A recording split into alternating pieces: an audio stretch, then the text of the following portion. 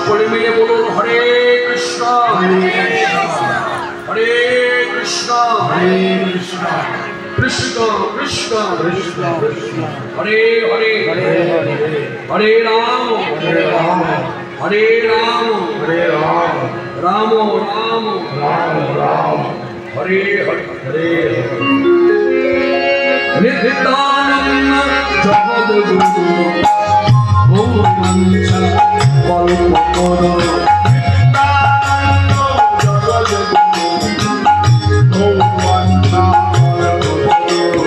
নিত্যানন্দ জগদ্গুরু ভগবাঞ্ছ কল্পতরু নিত্যানন্দ জগদ্গুরু ভগবাঞ্ছ মহাপ্রভু শিশানা পণ্ডিত শিবা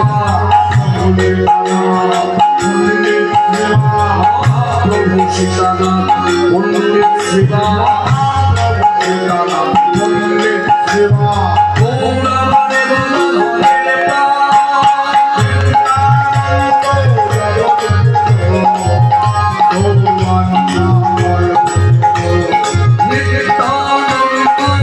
জগদ্গুরু ভগবাঞ্ছ কল্পতরু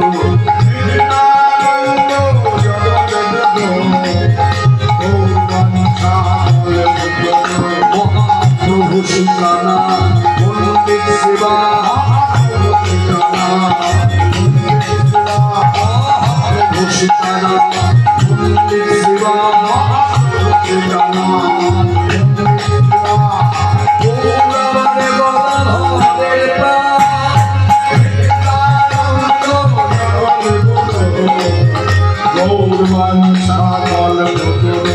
আমাদের নিত্যানন্দ আমাদের নিত্যানন্দ আমাদের নিত্যানন্দ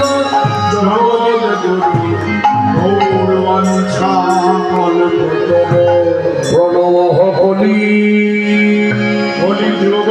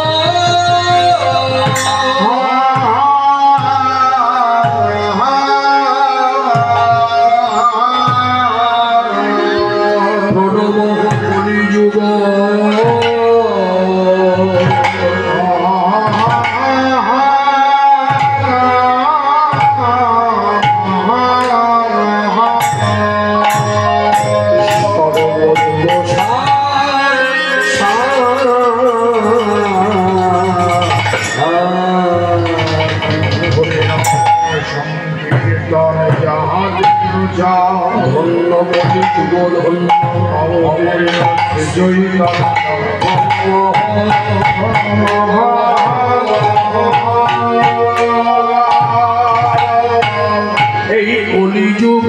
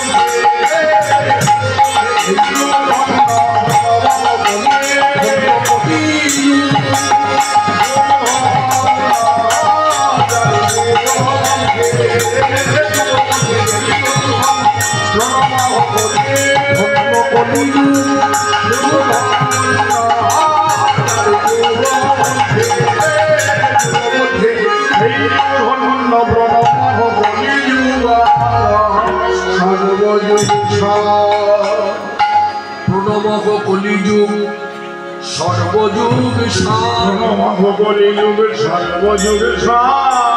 হরিনাম সংকীর্তন যাহাতে প্রচার হরিনাম সংকীর্তন যাহাতে প্রচার বিশুদ্ধ ভজন রসে ডুবে বৈষ্ণব মহাজন পদকর্তা মহাজনী পদাবলী লিখনের মধ্য দিয়ে জীবের হিতার্থে কল্যাণার্থে ভক্তিরসে ডুবে কলিযুগকে প্রণাম করতে বললেন, মানে ভক্তি করতে বললেন। এই যে কলিযুগকে প্রণাম করতে বললেন, এটা তো উপদেশ, আদেশ, উপদেশ। এই উপদেশ তিনি দিলেন, এই উপদেশে আমাদের মান্যতা দিতে হবে। কেন মান্যতা দেব?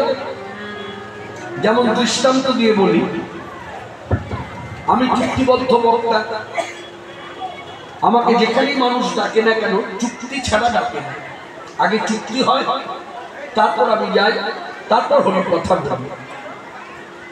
এখন এই চুক্তিবদ্ধ বক্তা হয়ে সবাই যখন লোকজনের সামনে দাঁড়ায় তখন অনেক আদেশমূলক কথা বলি, এটা করবেন,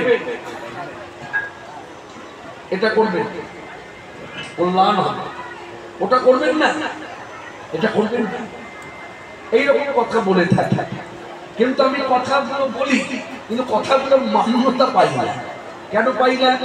তার কারণ কিন্তু আমি নিজে, কারণ মানুষ যখন কথাগুলো শোনে, শুনে বিচক্ষণতার মধ্য দিয়ে তারা চিন্তা করে দেখছে যিনি আমাদেরকে বলছেন এটা করবেন না, সেটা করবেন না, ওটা করবেন, সেটা করবেন, তিনি নিজেই তো পালন করেন না। যার জন্য আমার কথা মানুষ শোনে, মান্যতা দেয় না। বোঝাতে পারলাম? কিন্তু বৈষ্ণব মহাজনী পদাবলীর প্রতি মানুষের এত ভক্তি কেন, এত শ্রদ্ধা ভক্তি কেন, এত কেন মানুষ পদাবলী শুনতে চায়? মনে রাখবেন, পদাবলী কখনো মানুষকে ভুল পথে চালনা করে না। পদকর্তাগণ যত পদাবলী তৈরি করেছে তারা শাস্ত্রসম্মতভাবে শিক্ষা দান করেছে। যেমন সুন্দর একটি শিক্ষা আমরা সবার মধ্যে পেলাম। এখন কটা বাজে? রাত্রি 8:30 হবে। এই সময় আমরা সভাতে যারা জড়ো হয়েছি, যারা এখন সবাই উপস্থিত আছি এবং ঘরে বসে যারা শুনছি, শব্দযন্ত্রের মাধ্যমে কথাগুলো কানে পাচ্ছি, তারা প্রত্যেকেই এই মুহূর্তে একটা শিক্ষামূলক কথা পেলাম। এই শিক্ষা কিন্তু আমরা ঘর থেকে পাই না, আমার ঘরের গুরুজন না আপনার ঘরের গুরুজন। আমাদের ঘরের গুরুজনেরা উভয়ই, আমাদের ঘরের গুরুজনেরা কখনো শিক্ষা দানে বলেনি যে তুমি নিত্য কলিযুগকে প্রণাম করবে। প্রণাম করবার কথা তিনি বলেছেন, তারা বলেছেন, কি বলেছেন? ভগবানের দুয়ারে আসুন, ভগবানকে ভক্তি করুন, ভগবানের যত দাস দাসী তাদের ভক্ত করুন, ব্রাহ্মণকে ভক্ত করুন, বৈষ্ণব পরম বৈষ্ণব তাদেরকে ভক্তি করুন, অনন্তকারী ব্রহ্মাণ্ডে যত দেব দেবী আছে তাদের ভক্ত করুন। কিন্তু কখনো ঘরের গুরুজনেরা আমাদেরকে বলেনি যে কলিযুগে তুমি পিতা মাতার মিলনে ভগবত কৃপা, দেখুন কথাগুলো কিন্তু ভাবতে হবে, পিতা মাতার মিলন হলেই যে সন্তান আসবে, এই ভাবনাটা সম্পূর্ণ ভুল। মিলন সেই মিলনের মাঝে ভগবত কৃপা, মানে ভগবানের কৃপা যতক্ষণ বর্ষিত না হবে সন্তান জন্মাবে, এটা বাস্তব সত্য। না হলে টেস্ট টিউবের মাধ্যমে, এই এখন টেস্ট টিউবের সন্তান আসে, লাখ লাখ টাকা সেখানে খরচ হয়। দেখা গেল 3.5 লাখ টাকা খরচ হয়ে গেছে, তবু বলছে ডাক্তারবাবু কি হলো? বলে 3.5 লাখ টাকা খরচ হলো, আমিও তো চিন্তা করছি কোথায় যেন একটা বাঁধ সেরে আছে, ওই বাঁধটা যে সেরে আছে কিন্তু দেখা দিয়েছে ওটা ভক্তির অনুভব নিয়ে ভাবতে হবে। ওই কিন্তুটাই হচ্ছে ভগবত কৃপা। তুমি যে পদ্ধতিতে আসো না কেন, সন্তানকে ভূমিষ্ঠ করাতে গেলে সন্তান ভূমিষ্ঠ হবে, সেখানে ভগবান কৃপা না করলে তোমার সন্তান আসবে না, আসতে পারে না। এটা ভক্তি রাজ্যের শেষ কথা, চরম কথা। অন্ধের মতো বিশ্বাস না থাকলে এই পথে মানুষের আসা উচিত নয়। কথাটা কি বললাম? অন্ধের মতো বিশ্বাস রাখতে হবে, তবে এই পথে আসা উচিত। আরেকটি ভাব রাখতে হবে, সেই ভাবটি হলো শিশুর মতো ভাব। শিশু যেমন মায়ের স্তনের দুধ খায়, আপনিও খেয়ে বড় হয়েছেন, আমিও খেয়ে বড় হয়েছি, কিন্তু কখনো আমরা শিশু থাকাকালীন অবস্থায় কখনো কি বিচার করেছি যে মায়ের স্তনে দুধ আছে আর কিছু আছে? এই চিন্তা কিন্তু আসে। তখন দুধ খেয়েই শান্তি, কত আনন্দ, হাত পা নাড়ছি আর জগৎকে জানাচ্ছি আমি মায়ের দুধ খাচ্ছি, আমি মায়ের দুধ খাচ্ছি, আমি মায়ের দুধ খাচ্ছি।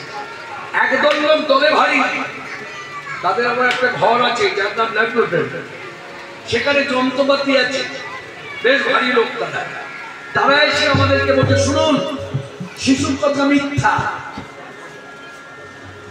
এখন আমরা বেশিরভাগ মানুষ জানবেন এই পথে থেকে অনেকে প্রমাণ ছাড়া বিশ্বাস করে। তা যদি না হবে এই পথে থেকে এত প্রশ্ন কিসে, এত প্রশ্ন কিসে? কিন্তু গীতায় আমরা পেয়েছি ভগবান শ্রীকৃষ্ণ অর্জুনকে উপলক্ষ করে অনেক কথা বলেছে। অর্জুন একের পর এক প্রশ্ন করেই যাচ্ছে, এটা কেন, ওটা কেন, সেটা কেন, অনেক প্রশ্ন। অবশেষে ভগবান শ্রীকৃষ্ণ পরমব্রহ্ম, বেদ যাকে আখ্যা দিল পরমব্রহ্ম, সেই পরমব্রহ্ম শ্রীকৃষ্ণ তার বন্ধু হয়ে একেবারে ধৈর্যচ্যুত হয়ে গেল। ধৈর্যচ্যুত হয়ে বলতে বাধ্য হলেন শ্রীমুখে, অর্জুন এত প্রশ্ন কিসে, এত প্রশ্ন কেন, এত জেনে তোমার কি হবে? শেষে কথা, চরম কথা বলে দিলেন, শরণাগতি, অর্থাৎ তুমি আমাকে শরণ,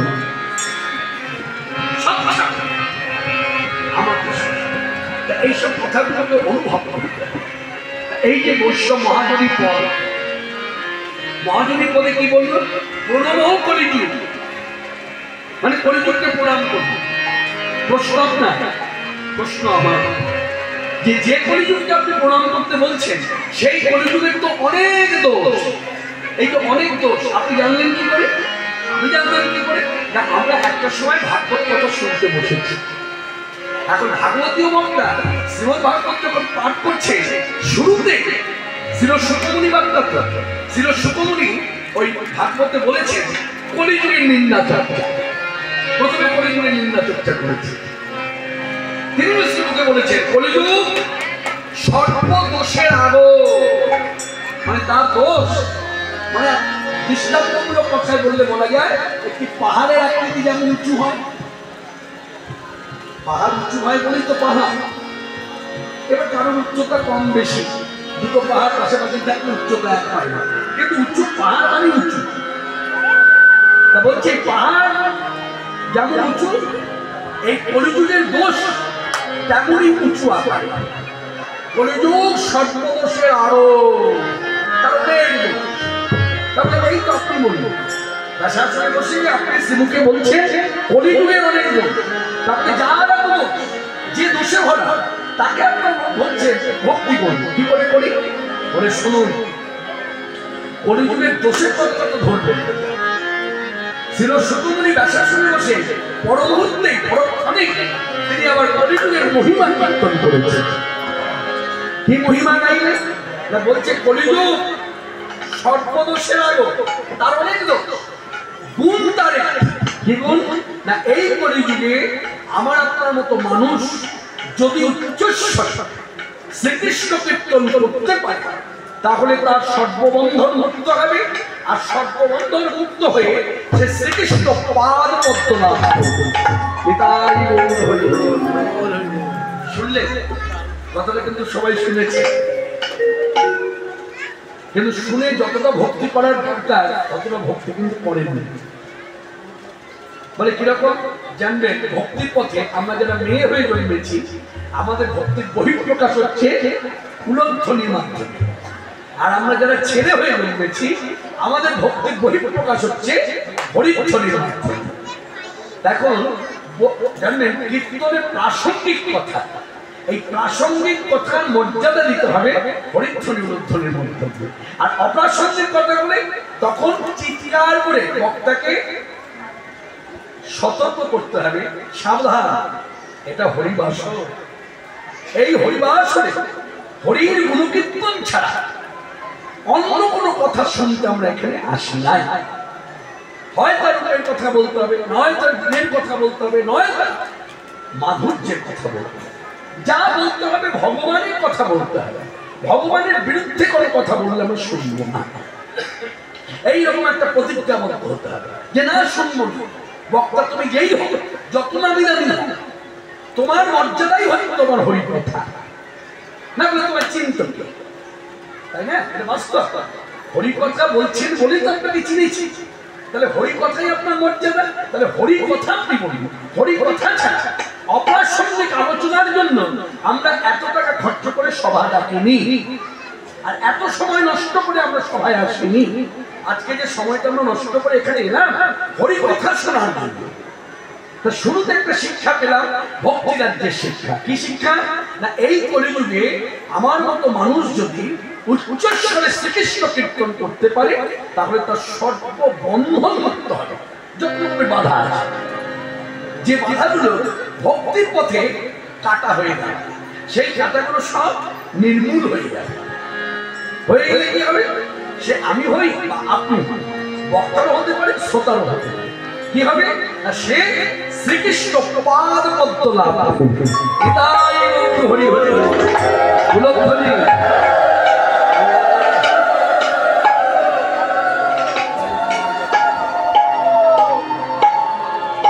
হরি বল হরি বল।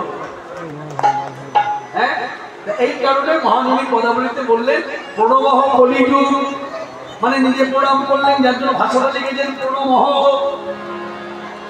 মনে রাখবেন পদাবলী প্রত্যেকটা অর্থ বহন করে গেল, আর এই অর্থকে উপলব্ধির দ্বারা সংগ্রহ করতে হয়।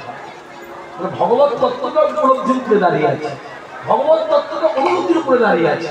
ভগবত তত্ত্ব যদি আমি বক্তা, যেমন আমি বক্তা, আমি যদি ভাবি এত লোক জমায়েত হয়েছে, মানে শ্রদ্ধা, আমি যদি ভালো করে বোঝাই তাহলে এরা বুঝবেই। আমি যদি ভালো করে বলি তাহলে এরা বুঝবে। আবার শ্রোতা ভাবছে আমি যদি ভালো করে বুঝিয়ে দিই তাহলে বুঝতে পারি। কিন্তু জানবেন এই যে দুটো কথা বলা হলো না, বক্তা ভাবছে ভালো করে যদি বোঝাই তাহলে বুঝবে, আর শ্রোতা ভাবছে ভালো করে বুঝিয়ে দিতে পারলে বোঝা যায়। এই দুটো কথাই মিথ্যা। বলে তাহলে কিসের উপরে ভিত্তি করে আমরা শুনবো? মন দিয়ে শুনুন। এই যে বলবার কথা নয়, এই যে বলবার কথা নয়, শুধুই অনুভবের বিষয় বলার কথা নয়,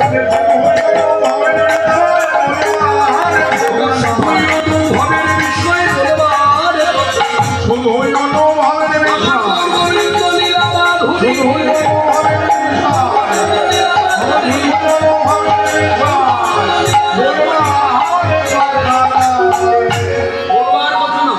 শুধুই অনুভবের বিষয়, গৌর গোবিন্দ লীলা মাধব।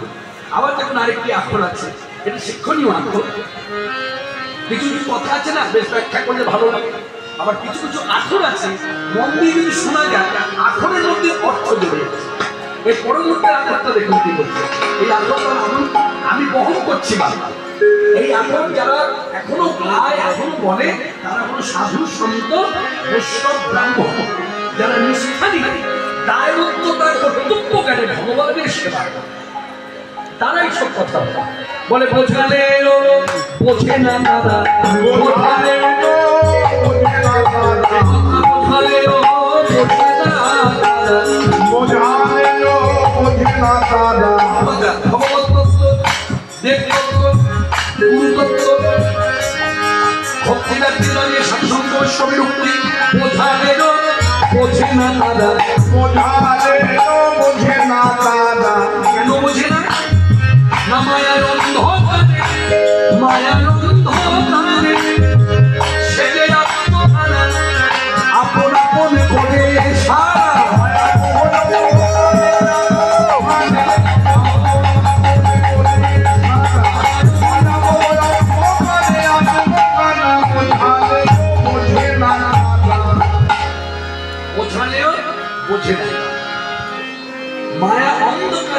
আত্মহারা, আপন আপন করে সারা।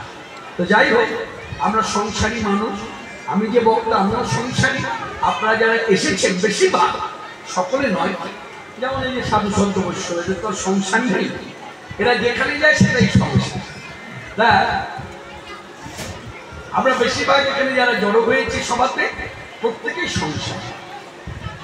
তা এই সংসারী জীব হয়ে আজকের সভাতে বসে বৈষ্ণব মহাজনী পদাবলীর শুরুতে যে কথাটা পেলাম, ভক্তিরাজ্যে এই কথাটাকে যদি আমরা অঙ্গীকার করতে পারি, আমাদের ভক্তির উন্নতি হবে। কিরকম উন্নতি হবে দেখুন, মানুষ সামনায় বসে ভজনে বসে, দেখুন ইষ্ট ভিন্ন হতো। আমার ইষ্ট হয়তো কালী, আমার ইষ্ট হয়তো শিব, আমার ইষ্ট হয়তো কৃষ্ণ।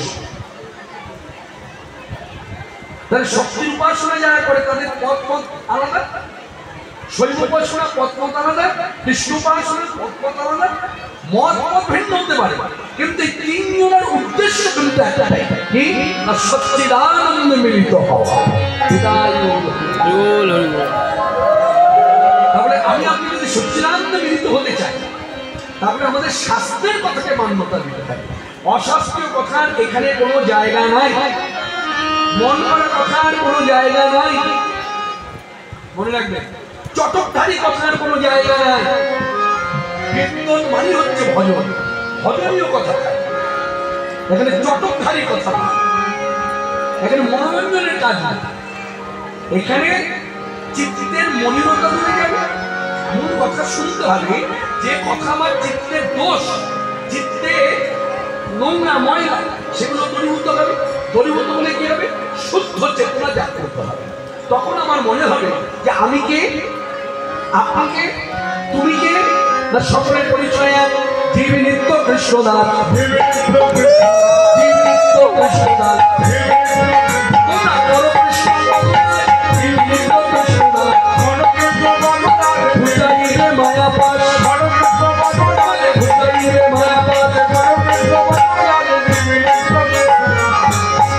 এই যে জীব নিত্য কৃষ্ণদাস, এই শিক্ষা ভগবান চৈতন্যদেব ভগবান হয়েও জীবের কল্যাণার্থে নিজে আচরণ করে শিক্ষা দিয়েছে।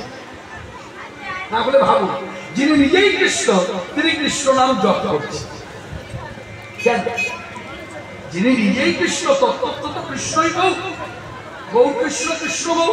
তাহলে কৃষ্ণ যদি গৌর হয়, শাস্ত্রীয় বিচারে গৌর আমার সাক্ষাৎ ভগবান, তাহলে সেখানে কৃষ্ণ নাম জপ করছে, আমাকে শিক্ষা দিতে, সেখানে কৃষ্ণ বলে কাঁদছে, আমাকে শিক্ষা দিতে। বলি কান্নার মধ্যে আবার কি শিক্ষা? মনে রাখবেন, এখানে দৃষ্টান্তমূলক কথা বললে বলা যায়, আপনিও করেছেন, আমিও করেছি, এটা শুনে অবাক হওয়ার কিছু নাই।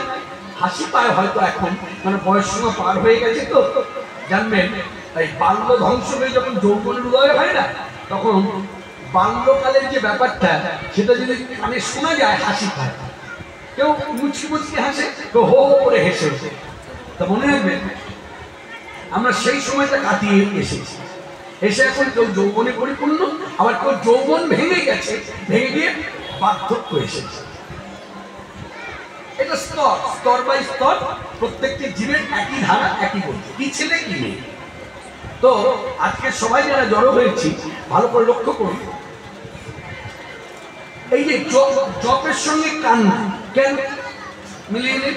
ছোটবেলায় ধরুন মা কোনো কাজে ঘরের মধ্যেই আছে, কোনো কাজে একটু চোখের আড়ালে হয়েছে, হয়তো আধ ঘন্টা একটু আড়াল, সঙ্গে সঙ্গে আমি সন্তান হয়ে কি করেছি, প্রথমে মা বলে ডেকেছি, মা, তাকে সারা পাইনি, পাইনি, একবার নয় অনেকবার ডেকেছি। আজকে সভাতে এই মুহূর্তে যারা সভাতে বসে কথা বলছেন, তাদের কাছে বিশেষভাবে একটা অনুরোধ রাখছি, কথায় এই সবাই বসে হরি কথাকে যেন ছাপিয়ে না যায়, এইভাবে কথা বলবো। বলতে মানা করি না, মানা করবো না, মানে অশিক্ষিত মতো কথা বলবো কেন? শিক্ষা নেওয়ার জন্য এসেছি, তা সেখানে অশিক্ষিত মতো কথা বললে হবে?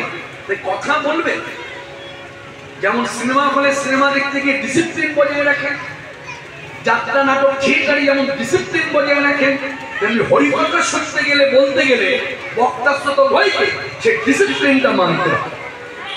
এটা হচ্ছে পদ্ধতি। তা কি নিয়মটা কি না, হরিকথা যখন শুনবো হরিকথারই প্রাধান্য। তাই সবাই যারা জড়ো হয়েছে মন দিয়ে শুনবো। তাহলে মা বলে ডাকলাম, একবার ডাকলাম, দুবার ডাকলাম, তিনবার ডাকলাম, সারা মিলল না। এবার যখন মা ডাকের সঙ্গে একটা ভাব প্রকাশ করলাম, মা,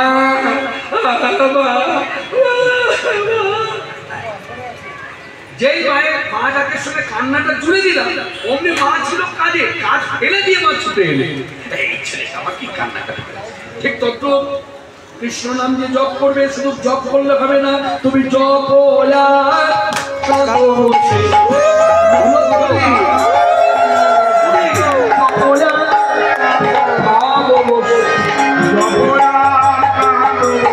কেন কেন জপের সঙ্গে কান্না কেন বলে কাঁদেলে প্রাপ্তি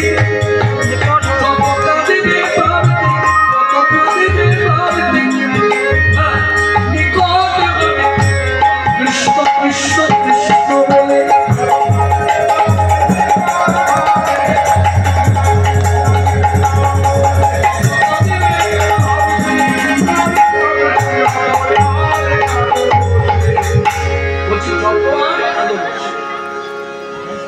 যত কাঁদবে প্রাপ্তির নিকট হবে। কৃষ্ণ কৃষ্ণ কৃষ্ণ বলে, যার জন্য চৈতন্য দেখবে কৃষ্ণ নাম জপ করেছেন, আবার কৃষ্ণ বলে কেঁদেছেন, কৃষ্ণ বলে ধুলায় বরাবরে দিয়েছেন, কিন্তু তিনি নিজেই কৃষ্ণ, জীব শিক্ষা। আর এই জীবকে শিক্ষা দেওয়ার জন্য এখন আমি তো মায়াবদ্ধ জীব, হ্যাঁ, আমার মধ্যে জ্ঞান আছে, লেখাপড়াই কিন্তু শেষ কথা নয়।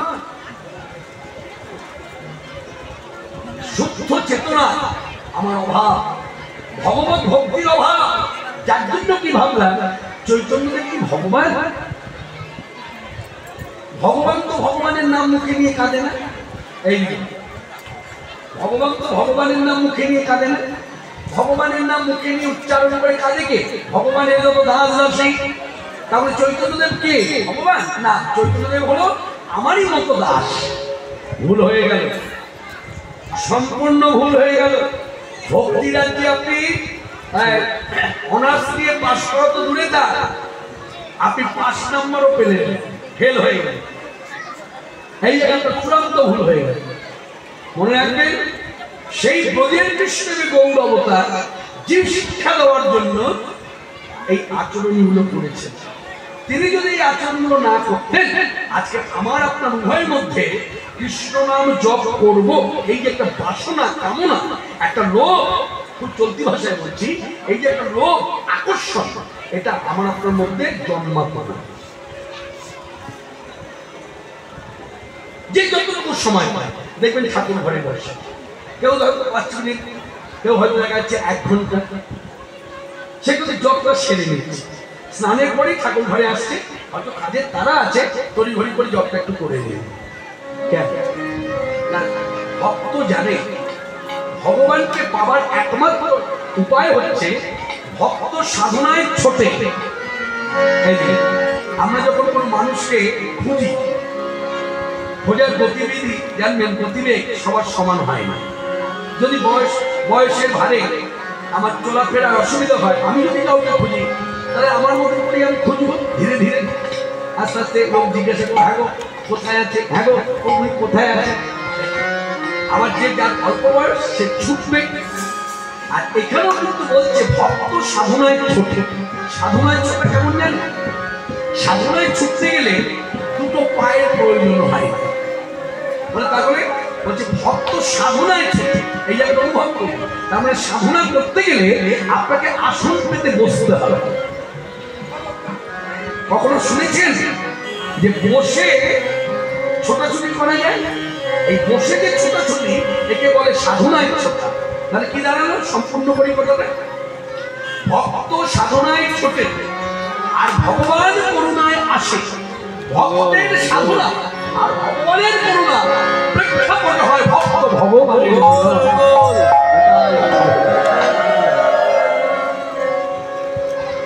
সবাই শুনলেন তো? এই ছোট্ট কথা গভীরতা। যার জন্য প্রত্যেকটি মানুষ উচিত নিত্য সাধনা। ভগবানের করুণার অপেক্ষায় যেমন আছি, জানবেন অপর প্রান্তে ভগবানও আমার সাধনার অপেক্ষায় আছে। কথাটা এইভাবে ভাবনা, ভাবনার যত ভাবের গভীরতা স্বচ্ছতা যত পরিষ্কার হবে, তত জানবেন ভক্তিরাজ্য উন্নতি হবে। এই যখন ভগবানের দুয়ারে আমার আপনার সমাজগত দোষ প্রত্যেকের এক, কিরকম ভগবানের দুয়ারে এসেই ভগবানের দিকে উঙ্গুলি হেলিয়ে হাত জোর করে বলি, ভগবান আমায় কৃপা করো, আমায় করুণা করো বললাম। কিন্তু ভাবলাম না অপর প্রান্তে ভগবানও আমার মতো হাত জোর করে আমার কাছে ভিক্ষা করছে। কি ভিক্ষা? ভক্ত সাধনা করো। ভক্ত বলছে ভগবান করুণা করো, আর ভগবান ভক্তকে বলছে ভক্ত সাধনা করো। সাধনা না করলে জানবে ভগবান করুণা করেছে, এই করুণাটা উপলব্ধি হবে। যেমন এই কি মাস, বৈশাখ মাস, তাপমাত্রা বেড়েছে, আরো বাড়বে। এখন এই যে বৈশাখী তাপমাত্রায় দেখা যাচ্ছে, আমি গ্রামে থাকি, আমার কপার বন্ধ, জানালা বন্ধ, আর ঘরের মধ্যে থেকে চিৎকার করছে, আমার গায়ে বাতাস লাগছে না, আমার গায়ে বাতাস লাগছে না। কত সবাই হাসবে না? সবাই তাকে কথাই বলবে, ও তোমার কপারটা খোলো, ও তোমার জানালাটা খোলো। ঠিক তো, ভগবানের করুণার বাতাস যদি লাগাতে হয়, তাহলে সাধনার দ্বারা হৃদয় কপারটাকে খুলে দিতে হবে, তবে করুণার বাতাস। তা এইরকম ছোট্ট ছোট্ট শিক্ষামূলক কথা আমাদের মান্যতা দিতে হবে, শুধু শুনলে হয়। মান্যতা কাকে বলে না? শুনলাম, ঠিক আগামীকাল থেকে একটা মনস্থির করলাম, শুনেছি সাধনা করতে হবে, পারি চাই না উত্তীর্ণ হই চাই না হয়, পাশ হই চাই না হয়, অনুশীলন আমাকে করতে হবে। তাই বসে করলাম। যার জন্য এই সকল কীর্তন মনে রাখবেন, প্রচলিত ধারা। আপনিও গাইছেন, আমিও গাইছি। আপনিও শিক্ষামূলক কীর্তনে কথাগুলো বলছেন, বহন করছেন, আমিও শিক্ষামূলক কীর্তনে চুক্তিবদ্ধ হয়ে বহন করছি। পথ চলিতে আর বলিতে, পথ চলিতে পথ চলিতে আর বলিতে, পথ চলিতে আর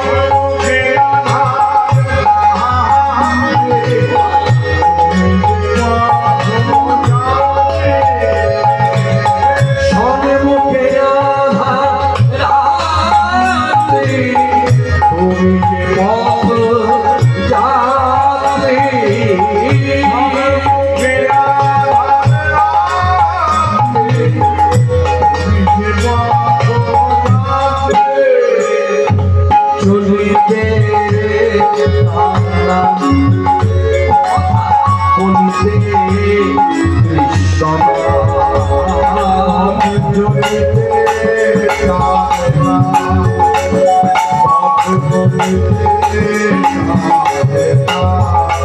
তুমি কৃষ্ণ নাম, হরি নাম, কৃষ্ণ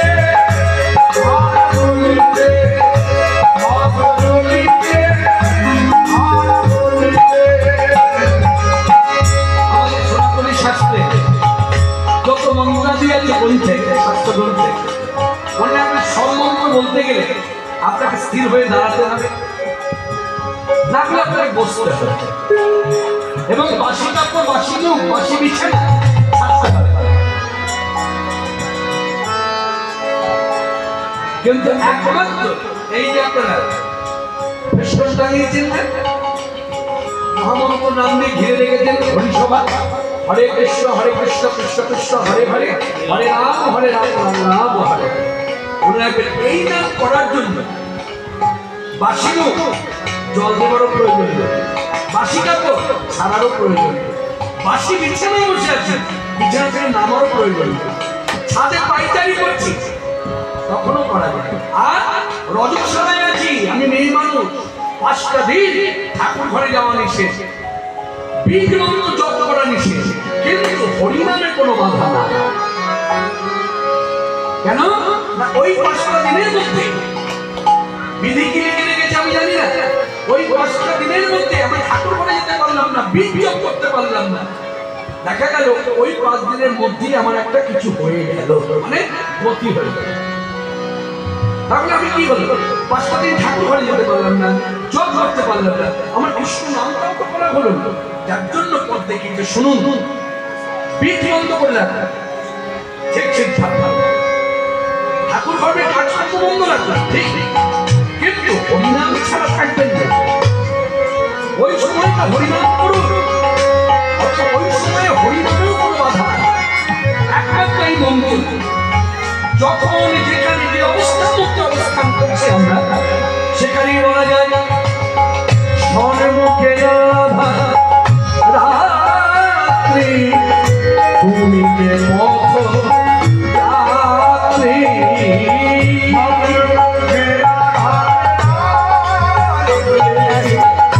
তুমি যে পথ যাত্রী চলিতে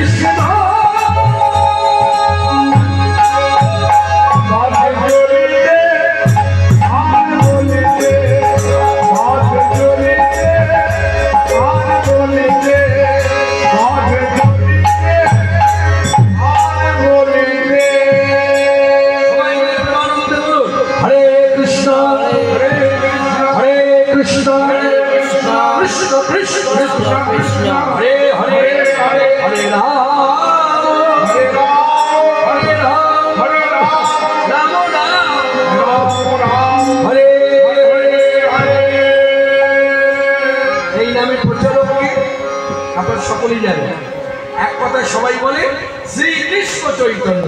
কে? এইদিকে মায়েরা আস্তে আস্তে